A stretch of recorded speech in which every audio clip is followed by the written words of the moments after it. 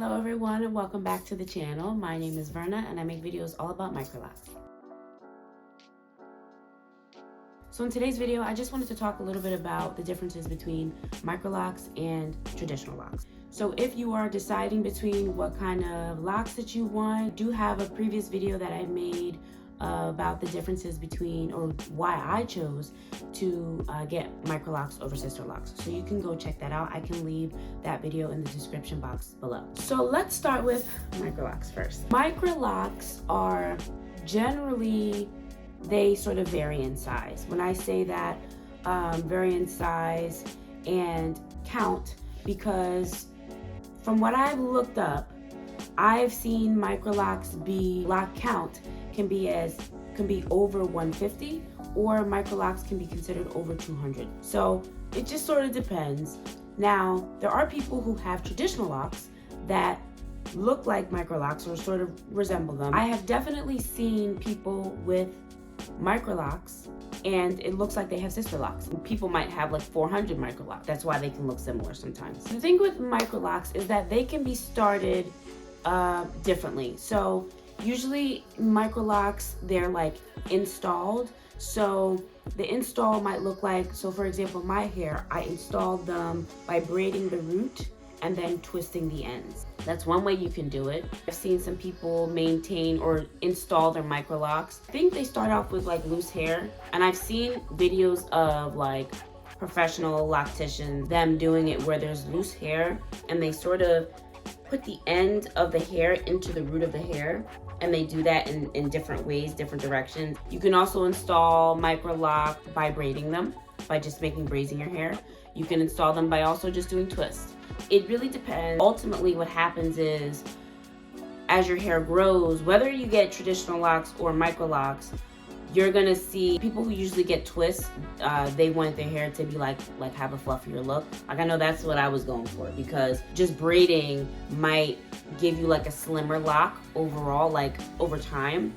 But definitely depends on the hair type, hair texture. Typically, Microlocks aren't started by using coils. That's one of like the main differences I've noticed when you are installing traditional locks versus Microlocks.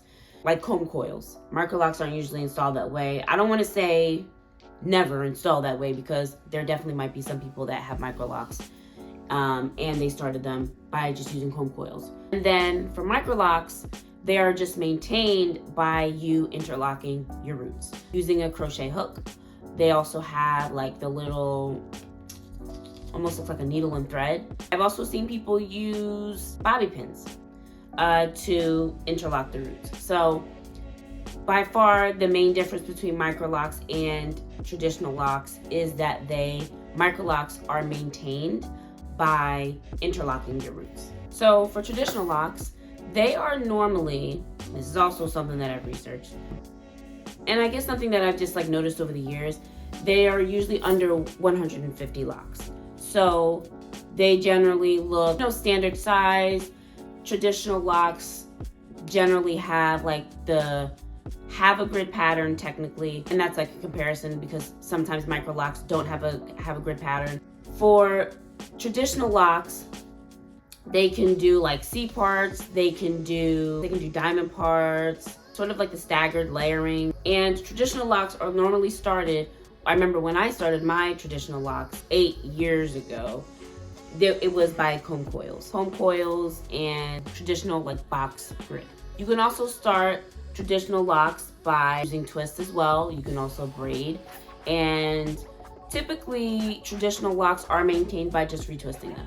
I have seen some videos recently where some are retwisting their Microlocks, but generally traditional locks are maintained by retwisting them using some type of gel, some type of oil or something like that to just retwist your roots. And that's typically done, I guess they say like every like 3-4 weeks, but it really just depends on how your hair grows, your physical activity, because that matters too. And the difference between that and Microlocks is that Microlocks you maintain by interlocking every 6 to 8 weeks. So as far as my experience having traditional locks, I loved having locks.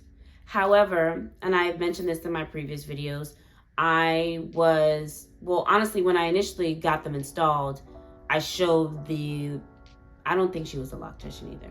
I showed her a picture of what I wanted, which looked like this. And she told me that she could not make it look like that. She's going to make it customized to my head. And I just think it's because she didn't want to do that many locks. But she just, made them traditional, standard size. I really wanted fullness, and I didn't really get that. Over time, as I was dyeing my hair and I was doing all sorts of things to it, it started to break off. But it was already not really giving me the fullness I wanted anyway. But regardless of that, I enjoyed that it was cheaper to maintain traditional locks because I did my hair myself. I went to the hair salon mainly to get a hairstyle done that I could not do myself, or if I went to dye my hair. That's pretty much it. But it's cheaper to retwist your own hair. But the downsides to having traditional locks for me was because of the fact that, I have 4C low density natural hair. Traditional set of locks, a standard set of locks, is not going to look great on me, in my opinion, as opposed to somebody who has like higher density or medium density hair texture, hair type.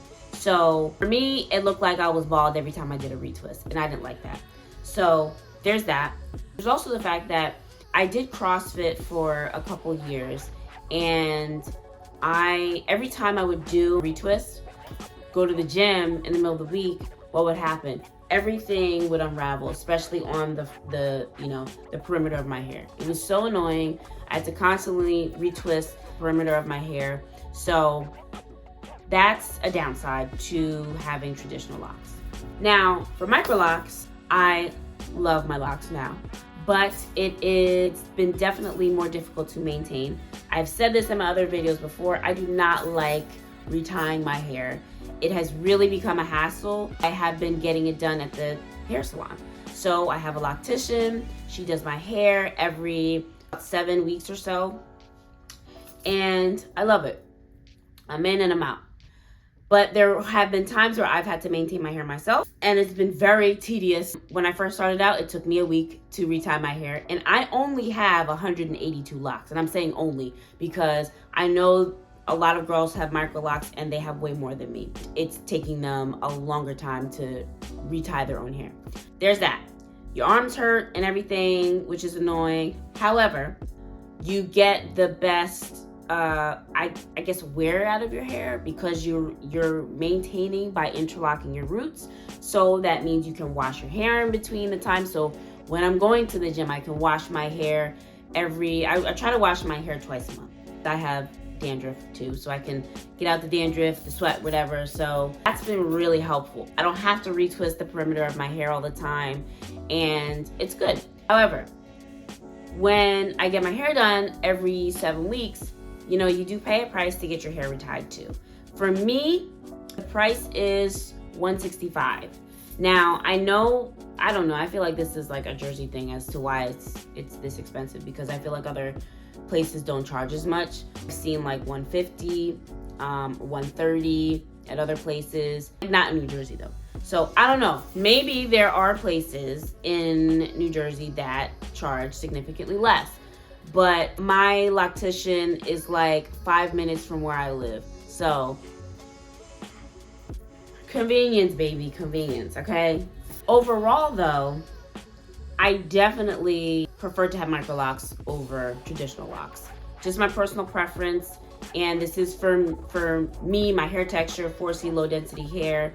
Any of my 4C low density lock girlies, y'all know how it is, If you're deciding between whether you want traditional locks or Microlocks, there's a multitude of things to reconsider. I go back and forth I'm trying not to go back and forth too much, between maintaining my hair by myself or getting it done at the salon.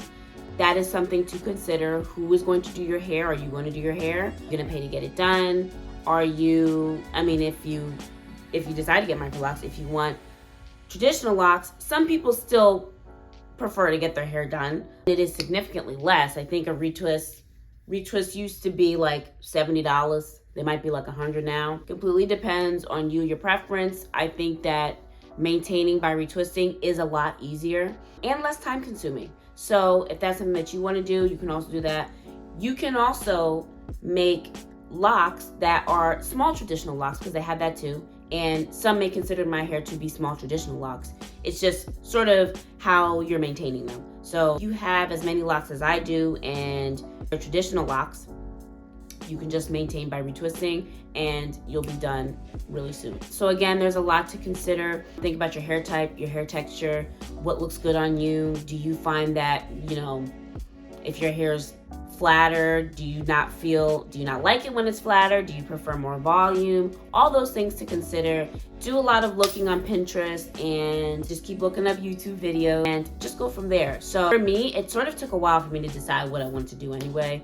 When I cut off my traditional locks, I didn't decide to lock it until a year later. So in that time, I was doing my research and everything like that. So take your time. Hope this video has been helpful to anybody that's really trying to get locks of any kind. At the end of the day, it boils down to what you want and what you feel the most confident doing. So in the comments, if like your experiences, do you have Microlocks? Do you have sister locks? Do you have traditional locks?